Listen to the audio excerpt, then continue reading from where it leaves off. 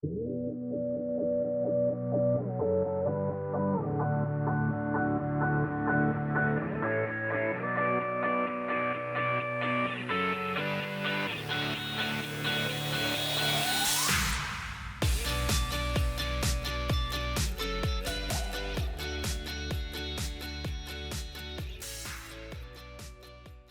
back to MIcroTech Talk. This is episode number 3. We're going to be discussing Wi-Fi security and what you can do to protect yourself when you're out and about. Here with my good friend Mitch Burney. Thanks for having me back. You bet. He's host of the Nevada Business Chronicles, a weekly TV show. We are their official IT provider, and we were discussing something the other day that actually it prompted this podcast. Well, as a matter of fact, I'm privileged to have you as the official IT provider for the Nevada Business Chronicles, and I have things that pop up every now and then that alarm me, and this one I think should alarm everybody.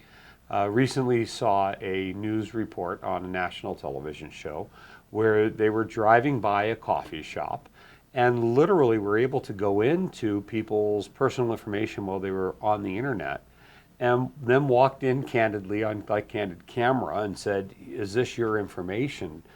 And at first freaked out these individuals who had just been hacked, but they were hacked by a news organization doing a story about hacking. And they didn't realize how exposed that we are when we're in a public Wi-Fi system. And you know, as a business who is concerned about protecting the assets and the personal information about my clients, I'm also concerned about protecting my own. And we all at some point in time have been on a public Wi-Fi system and may not really fully understand the risks or how we can protect ourselves.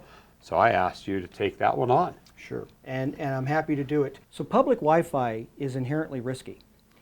You need to use caution when you're out and about, whether it be your favorite coffee shop, the airport, wherever you happen to be.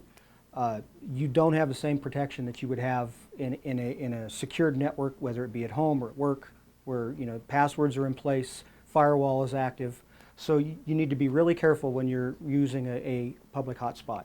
A lot of people think that because they're on their cell phone or their tablet that it's not as risky as it would be with the computer. That's absolutely not true. You're every bit as at risk with a mobile device as you are with a laptop. Don't assume that a hotspot, just because it's there, or even if it's from a name that you recognize, is a legitimate hotspot. You can name your hotspot anything you want.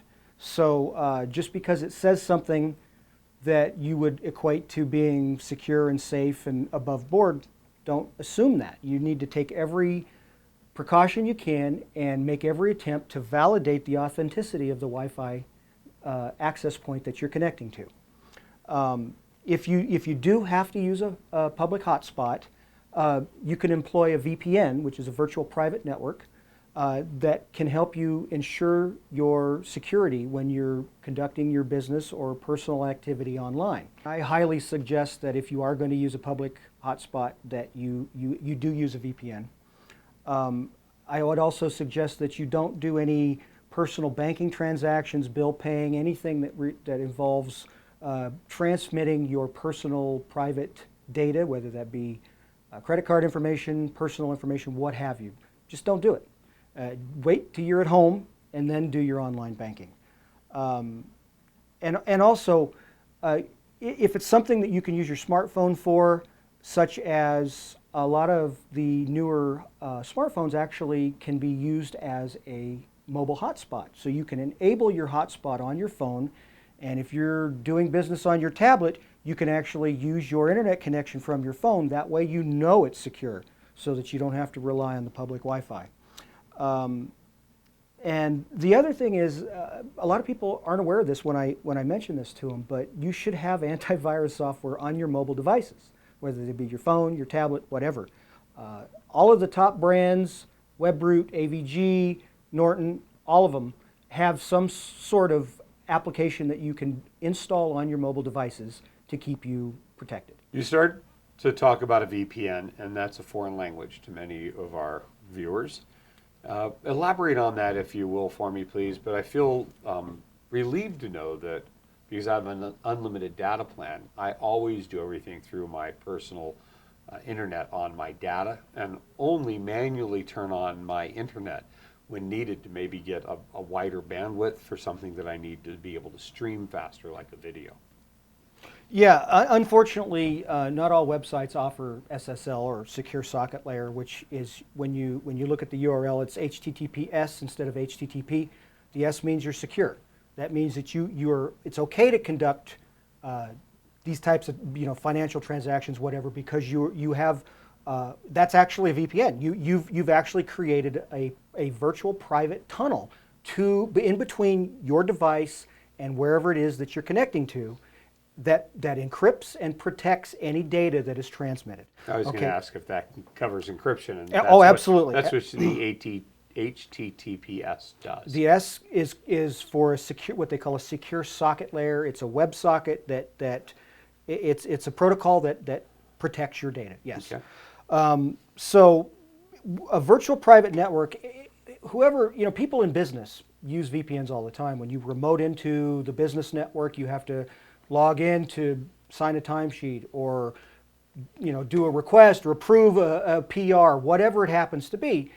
These tools are set up, and so large businesses know all about using VPNs, and it's second nature to them. Small businesses, like you said, it's foreign language, you never heard of them.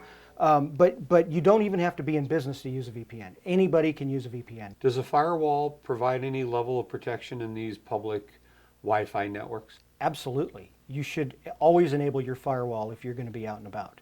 Now, when you're at home, your router generally has a firewall. It's not a bad idea to enable the firewall on your desktop or laptop computer anyway, but you should definitely have that enabled when you're out and about.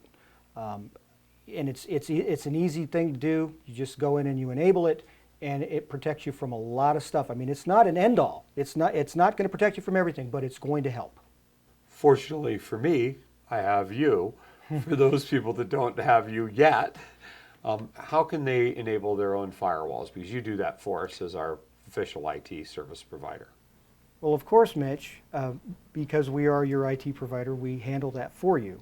But for those of you who have not retained our services yet, you can call us at 775-351-2211.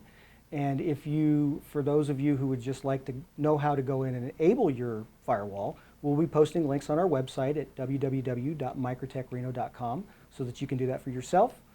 Be sure to tune in next week. We'll be taking a little bit of a break from the security and talking about Windows 10. Should you upgrade or not? And if so, how do you do it the proper way? Until then, thanks for watching, and we'll see you next week.